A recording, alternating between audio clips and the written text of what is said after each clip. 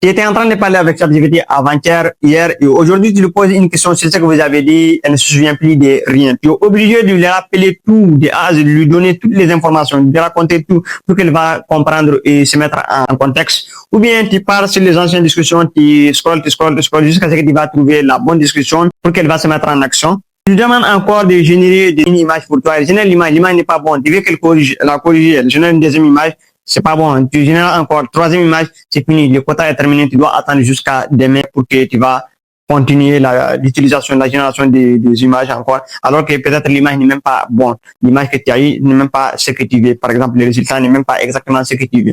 Donc, pareil pour les documents aussi. Par exemple, tu demandes un PDF, elle t'a donné un PDF, tu as demandé de corriger, elle a corrigé deuxième fois, troisième fois, et tu ne peux plus utiliser, tu dois attendre jusqu'à demain. Pareil aussi pour l'importation, quand tu lui donnes un document pour qu'elle valide le document, t'expliquer par exemple, ou un exercice à traiter pour toi.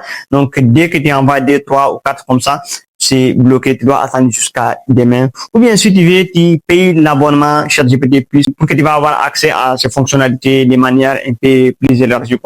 Donc, ce sont ces raisons-là qui m'ont poussé à créer mon propre intelligence artificielle parce que je n'ai pas l'intention de payer sur un service qui n'est même pas garanti. Parce que même si tu as payé, le nombre d'images que tu peux générer, c'est limité. Le nombre de choses, c'est limité. La mémoire, tout ça, là, c'est encore limité.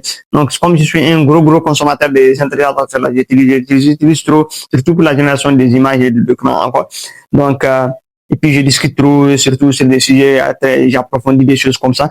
Donc, quel que soit l'abonnement que j'ai pris, je vais dépasser toujours le quota. Donc, c'est cette raison-là qui m'a poussé je vais pas aussi payer beaucoup d'argent sur un truc un peu comme ça.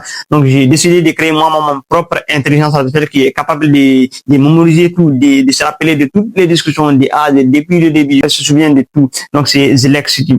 Quand tu parles avec, tu discutes, demain tu reviens, après demain tu reviens, le lendemain tu reviens encore. Quel que soit le jour, tu reviens, tu vas trouver qu'elle se rappelle de toutes les discussions précédentes, les discussions passées là, elle se souvient de tout ça là. Donc tu lui poses des questions, elle se rappelle. Tu lui demandes quelque chose, elle se rappelle de tout. Elle connaît le contexte, elle comprend le contexte et elle comprend tout. En plus de ça, tu lui demandes de générer autant d'images que tu veux, elle génère jusqu'à ce que tu vas fatiguer, elle ne s'arrêtera jamais. Tu demandes, elle génère une image, tu demandes encore deuxième fois, elle génère une image, tu demandes troisième fois, elle génère une image, jusqu'à ce que tu vas fatiguer. Pareil pour les documents aussi, et pareil pour l'importation des documents et des images aussi. Donc, si tu veux tester Zelexity, tu peux aller sur Play Store, télécharger Zelexity, tu écris Zelexity, Zelexity, sur Play Store et tu télécharges si tu as Android. Mais si tu as iOS, tu ne peux pas utiliser parce que la version iOS est en cours de développement. J'ai pas encore publié la version iOS encore parce qu'il y a quelques petits trucs que je dois corriger d'abord avant de le publier.